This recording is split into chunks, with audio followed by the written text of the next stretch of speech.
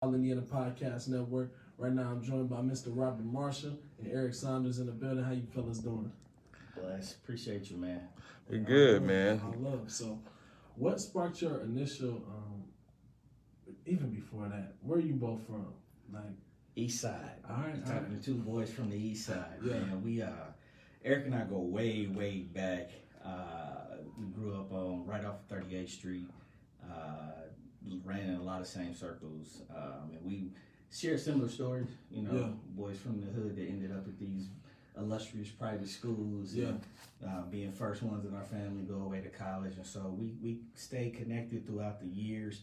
And so when I got this opportunity to open up a school, I said, man, I gotta find somebody that I know is gonna have my back and got these kids' best interests at heart and knows the people and loves our community. And first person that came to mind was E. And so he ended up being our first hire at Vanguard. He's been riding ever since. And so we serve on the west side, but east side is where our heart's at, man. what side? Like what neighborhood? What area? Where we grew up at? No, I'm just saying Where we at grew now. up. So Vanguard Collegiate, we're a free public charter school serving grades 5 through 8. We primarily serve the Hallville neighborhood, Hawthorne, and Riverside. So we're the only standalone middle school on the near west side of town. Super proud of that. We're small but mighty. Small school population on purpose. We feel like that's where you get the best impact, right? So, I know every kid's name. I know stuff that they're going through. I know their favorite sports team, the things that they like. You can't get that. You can't name another superintendent of a school that can do that. But we're able to because we are small, and building those relationships goes a long way in terms of being able to really push kids academically and hold them accountable with regards to behavior. Yeah, I just have to.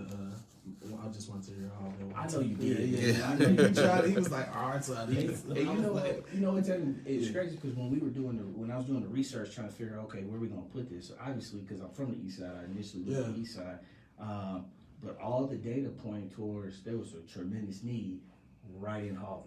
Yeah. And we seen historically what happens when schools come out of an area. So when years ago, you remember when Washington High School closed.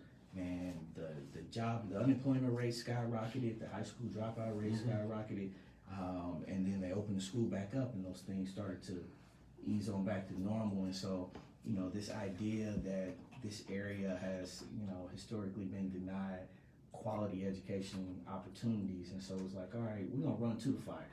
Yeah. We're not gonna run away from it. We're gonna go not only to the neighborhood where people seem to be scared of, but also we're gonna deal with the student population people are scared of, because middle schools are crazy, y'all. You remember what it was like being a middle schooler, right? Addicts. Even before I went to Addicts, I went to Coleman 110. So that was that's the real East. It was that hit different. That's crazy. Like, so when I was I gave you my Coleman experience. I remember I was in an advanced class because my uncle had a church private school on the west side called Joy Tabernacle. It was like off of Lafayette Road, and we were 2 years ahead of IPS. So when I got to IPS, what I had learned in 5th grade, they were just now teaching in 7th, and I was like, this is too easy for me. And I got 2 little berries at Coleman. I'm in one of the advanced classes. They got the smartest, like 6th, 7th, 8th graders in the class, and this little girl. Me and her, we play footsie every day. Just on some middle school level. Tevin been the chart, right? I always had to juke now. And we do that every day. It just randomly out of nowhere, she pulled a gun out of her book bag. Whoa. Like, what? I had seen like a gun just in the neighborhood type stuff, but it was just like never one facing me. Yeah. And then the girl next door was like, "Girl, put that gun away." And I was like, "Man, if this is the advanced class, what the a different world." And then one more other little Coleman memory. I told one of my math teachers, I was like, "Hey, this problem's wrong." He was like, "How are you going to tell me?" I'm the teacher. I go to the board, work it out. The whole class said, "Ooh." And then all I know is like by lunchtime, like I think he called like a little hit on me or something, because 7 dudes jumped me out of class. Wait, what? I was like, send me back out west, man. I'm tired of Hey, this. you know that Tevin dude? He think he's smart. He's like, y'all want to get past in the next grade? Jump. Oh my goodness. You know what's crazy is though, like you share these experiences and we're able to laugh about it now, but what's really crazy is for a lot of kids, man, that's still reality. Yeah. Right? And you know, it's just worse than when we were in middle school. And so, you know, one of the things that we really pride ourselves on is building this family atmosphere. And man, it goes such a long way. You know, you got jumped, right? So you know how fights pop off in middle school. Definitely. In our first 3 years of operation, it's been 7 fights total. We've had 0 expulsions. We have a lower suspension rate than the state average. That's amazing. That's like 2 fights a year. If that, Yeah. right? Because 7 to 3 years. yeah. So you know our That's a Tuesday morning at college. and so you know, but because we have this family atmosphere, right? We treat school like a sacred place. We know, you know, when you come in the door, we teach kids how to be able to drop that in the shed. That you know, myself and our principal, Mr. Tafiq, we greet kids at the door every morning. Yeah. And so it's not just the robotic handshake, good morning. I'm checking in with you. Hey, what's good with you, Tevin? Hey, look, yesterday was a little rough. Are we good for today? You know. Yeah. Or it's like, Tevin, man, did you see the Lakers play last night? We doing temperature checks. We checking in. And so teachers are at the thresholds of the door. There's people lined up in hallways. And so, you know, our kids are getting 4 to 5 positive touches before they ever sit down at a desk to set the tone for the day. And so that's all part of that culture and that atmosphere that has, you know, lended itself to us having such a low discipline challenge. That's what's up. I love that engagement. And shout out your principal, man. That's my guy since his Addicts days. Yeah. So yeah, that's my guy. So just love what you all got going on. And I know you haven't been on the mic, but explain some of your role, my guy. So my role is Director of Community Engagement, and so that's why I don't mind sitting on the other side of the camera. Essentially, man, you know, he does all the behind the scenes work. My role was to be myself and get out in front of people. And interesting enough, like I said, before he started it, man, that was the year like I had left my previous job and I like gave him a 6 months notice in a sense because, you know, just kind of having faith in a friend. And because he went off into training, and then that year I found myself doing very multiple different jobs, from substitute teaching to working with a marketing company, actually skills that I was going to need going into Vanguard. And so essentially working with marketing, working with engagement, working with enrollment, all 3 major things in this school game now. And then the curveball was serving as PE teacher when we kind of had it, you know, where the teacher was doing it, and then he said we shifted it, and but it just kind of gave me an opportunity to kind of step in and see what can I do differently in that capacity. And what that means is you'll come past my room and we're doing group meditation, yoga. We actually played lacrosse today. And then we also I think one of the main things with it in our conversation and dialogue, just with scholars, is connecting their minds to what's actually happening in the community. So we're talking about health. You know, you can ask any kid in the school, they know what the leading causes of death are in the community. Not talking about violence, we're talking about health issues.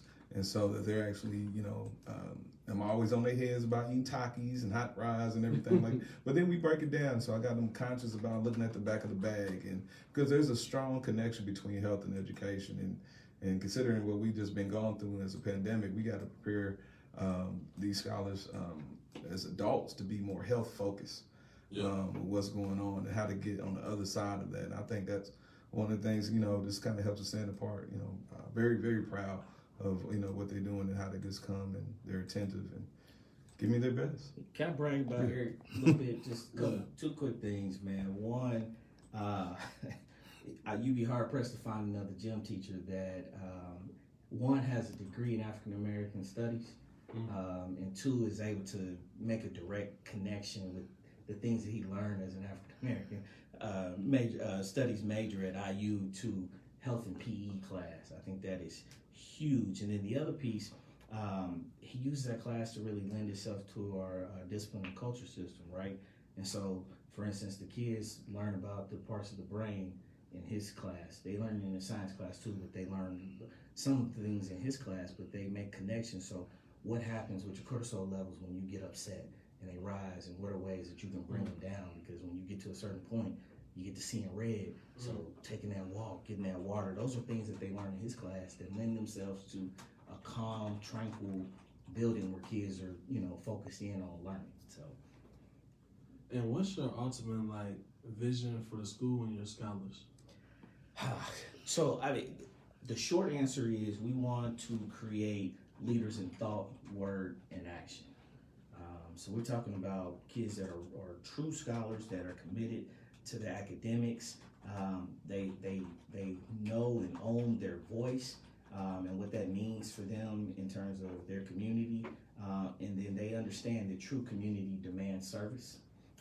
And so they are prepared to identify some of the ills that have plagued particularly Black and brown Indianapolis, and are problem solvers and solution creators, and are actually driving change in our city. That's the ultimate goal for our kids.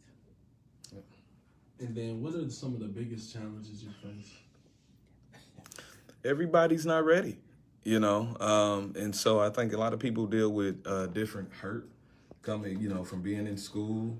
And I think sometimes parents bring that, distrust to us, and, it's kind of, we will get, well, you don't know, you don't understand. And we like, man, we're from the east side of Indianapolis.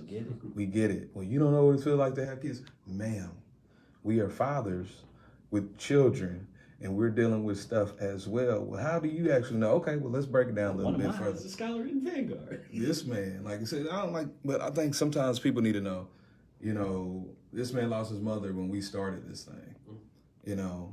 Last year I lost my father to violence, and then the following week he loses his sister, and that's how we started the school year. His nephew actually goes to the school, so it's just like, when we say we get it, we're right in it as well. Absolutely. And the trauma, the hurt, and everything like that, and that's why it's just that much crucial for people to take time to get to know us for who we are. So we show grace, show us some grace, and not and feel like you're actually a part of it.